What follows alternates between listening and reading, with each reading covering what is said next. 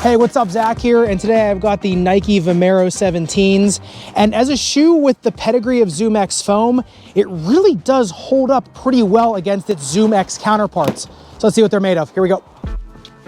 Now the uppers of the Vomero 17 honestly are really a Jekyll and Hyde. They are incredibly containing and really confidence inducing because of the variable density TPU mesh in there. If you look in the forefoot, it's got that triangular piece. It looks like it's really substantial, and it is. It's much more of a maximalist feeling upper while not feeling super heavy. If you look at the breathability test on these things, only heated up 102.9 degrees, and looking at the breathability mapping of them too tells the same story. Fog is just blowing out of these shoes, which just shows you that these things let go of heat and moisture really effectively. But if you look at the lace line, you do get a runner's knot. The tongue isn't the most substantial thing on the planet, but it is padded enough as you can crank down while doing a runner's knot in them. And so really the heel slippage on these, pretty mild to moderate, pretty similar for, you know, most middle range running shoes. But I think the biggest story in the uppers has just got to be how strong that TPU mesh is. Even on the upper durability test and second highest grit sandpaper, I mean,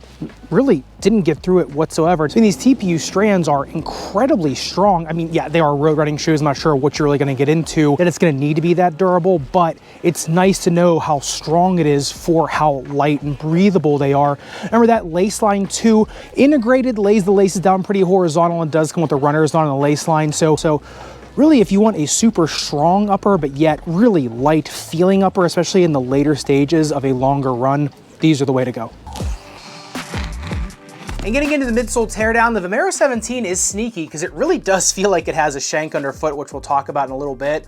But it is just an entire bed of Zoom X foam on the superior side, and then a pretty much full-length Cushlon 3.0 carrier underneath of it. Now, it is pretty thick in the rear foot, then it gets very thin in the forefoot. It's 90% Zoom X foam in the forefoot. Now, if you look at this on the bounce height test, only got 30 centimeters in the heel, then 45 in the forefoot. You can really see where the switch between mostly Cushlon 3.0 and then mostly Zoom X comes from. Remember, Cushlon 3.0 is just a rubberized EVA. To me, it's much more meant for shock absorption, more of a buttery, cushioned feel. Zoom X is more of that violent, explosive feeling underfoot, and I think you can really tell that from the bounce height test. But, and you know, we'll talk about this in the fit section, the fact that the integrated shoelace eyelets here, when you tear them down, you can see they go all the way into the strobel here, and it really does give you a nice broad lockdown right before the runner's knot. That combined with that setup of Zoom X and Cushlon in the rear foot really does give you just this nice harnessed feeling for certain strike patterns, and it makes the shoe feel like it does have a shank in there, whether it be an external base shank, an internal shank, whatever. The shoe really does mask the fact that it does not have a shank on there, and for the weight of the shoe, it really does an outsized job in terms of energy return, like I said, especially for specific runners, which we'll get to in a second.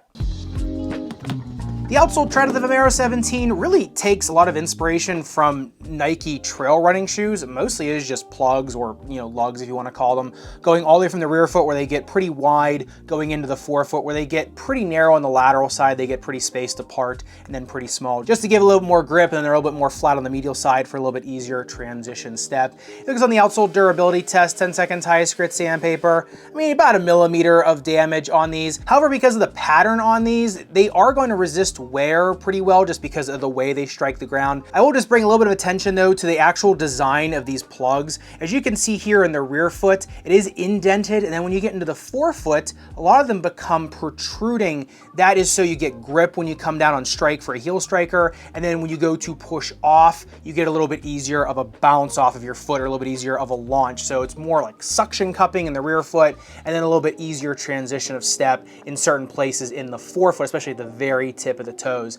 As they start to wear down, you're gonna start to lose that profile. Is that a huge deal if you're on dry asphalt, cement, or concrete? No. It's when you get into more slick conditions, wet conditions, you're going up or down a hill, you're gonna start to notice that little bit of a performance dip. But speaking of the performance of these, look at the speed ratio. They come in at a 3.38, no extra points for a shank, obviously. But I really think a 3.38 is really where these belong. These things were speedy shoes, they are quick shoes, and they are really easy shoes to get speed in, whether you're a heel striker, midfoot, or forefoot striker. Even me, who is not the fastest runner out there, my strides are definitely not the smoothest. I could even feel like I was getting really easy pace in these, especially if you're in that 70 to 80% of your pace range. These things really start to give you those easy gliding feeling type strides. Just like one step just has more energy return than the next. That's where I think these do their absolute best. So in terms of at easy speed, or like when you're in a car that has that really smooth, nice suspension to it, and you don't realize how fast you're going until you look down at your speedometer, that's what these feel like. On the grip test ramp, these things slipped at 39 degrees, which isn't as high as some of the super shoes we see with flatter tread profiles, but it is on the higher end of more just everyday shoes, more tempo shoes.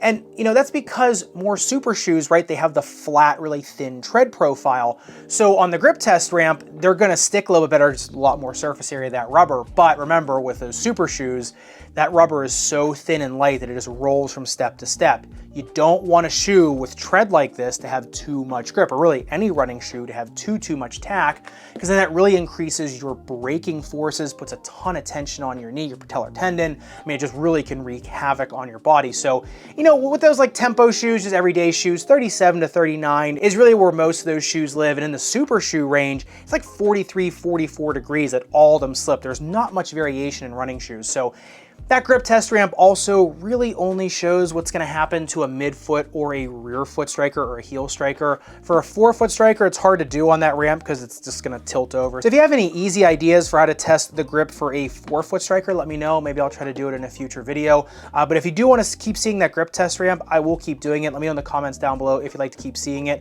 I like any data point that I can get on a shoe, so I'd like to keep doing it, but just let me know if you find value in it. And like I said, a higher degree isn't necessarily better for these. It's, you know, you want to find that sweet spot between enough grip but not too much grip that you're not trying to peel the shoe up off the ground. And if you are interested in comparing all the data points that I throw out on all these shoes, especially from the midsole, the speed ratio, and the actual measurements of the shoe that we'll get to in the fit section, I am going to be starting a Google sheet that has all of those data points on there that you can organize and sort by what you're most interested in.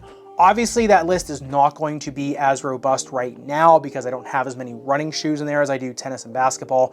So I will pretty heavily discount that for the first 3 months until I get enough shoes in there to where it's actually at the level of the tennis and basketball shoe guides. I mean, I think some of those guides have 80 shoes in them. I think the basketball shoe guide does at this point. I will leave that as a link in the description below. And that, like I said, will probably be discounted for a few months until it gets to the level of those other guides. The fit of the Vomero 17 pretty much follows along with what it looks like from the top of the shoe. It's pretty hot dog shaped and really very forgiving, pretty standard length, but in width, just like I said, a hair forgiving. So narrow, medium foot, I think just go true to size on these. A 2E, I think, can go true to size and break these in pretty easily, especially because you'll get that heel slippage reduction in there, plus a little bit of weight reduction getting these 1-to-1. In terms of the snake bitten foot, these are one of the better shoes for energy return, therefore they're one of the better shoes for shin splints. I think if you can get a low profile orthotic in here too, then really it's dealer's choice kind of what's going on the bottom of your foot that this is going to be good for. I think heel pain, ball of foot pain, tendonitis, arch pain, arch strain, I think these are going to be fantastic for with an orthotic, just to kind of keep those torsional things under control, because it is a pretty streamlined shoe. The Zoom X is very forgiving, but if you get something to cradle that heel in there and kind of just take care of all that little micro motion, then I think that bumps these up to the elite territory, if not one of the better shoes out there for really anything bothering you on the bottom or top sides of your foot. The one caveat to that fit section though is, now that I am home and now that the shoe is cut open, I think that it's just the construction of the Zoom X, how it is layered on top of that Cushlon 3.0, just the geometry of the shoe, it really does feel like there is something super substantial under your arch. Now remember, if you are a 4-foot striker in these, I don't think that's really a huge deal. However, anything distal midfoot, true midfoot, proximal midfoot to heel striker, after a while, you might start to get into a negative heel situation if you don't have an orthotic in these. As the shoe gets older and if you're using these without any augmentation, that's when you're gonna start to notice that the benefits of the shoe really start to wear down as the foam starts to wear down. And that fit profile leads me directly into the runnability of the Vomero 17. You know, it's weird. These to me felt like they had more bounce, spring, and energy return and some of other Nike Zoom X products, even without a shank. I really think that's the way the Zoom X and the Cushlon 3.0 was stacked in the rear foot. Because myself, I'm more of a midfoot, proximal midfoot striker. And to me, when I come down, it really feels like a trampoline when you come off of your foot or your midfoot in these shoes. Now, a forefoot striker too, you're on an entire bed of Zoom X foam if you're a forefoot striker in these. So you're gonna get a lot of energy return. It's just that you really do feel like you're in a bubble in these shoes. Like there is just this spring bubble underneath you. I know that's a weird way to put it, but that's just how my mind interpreted it. And to me, it was a little bit more of an easier glide than some of other Nike's Zoom X products in there. I think the Zoom Fly 5 and these are pretty similar. This is just a much more streamlined product, a little bit easier to get through the air, right? Just a little bit more of a nimble shoe. But like I said, I think a forefoot striker, midfoot striker, or a heel striker can find something they really like in these. It's just that if you are on the more proximal end of this shoe, you're gonna start to get premature wear in these if you don't have a low profile orthotic in there. And that really rings true if you are taking these on higher mileage. I think these things are more of an everyday type shoe, or if you're going on maybe that 5 to 10K race in these, I think they do okay. The higher mileage you get into, like I said, the more these really need an orthotic, and I think the more you'll start to really realize the limitations of these. But for an everyday trainer or even a walking shoe, I think these are one of the better walking shoes out there too. I think these are just absolutely fantastic, especially for the breathing profile of them, for sure. For the uppers, I thought the uppers kind of did an outsized job for what the shoe was. So a super surprising shoe to me, a shoe that I did not think I was going to like as much as I did.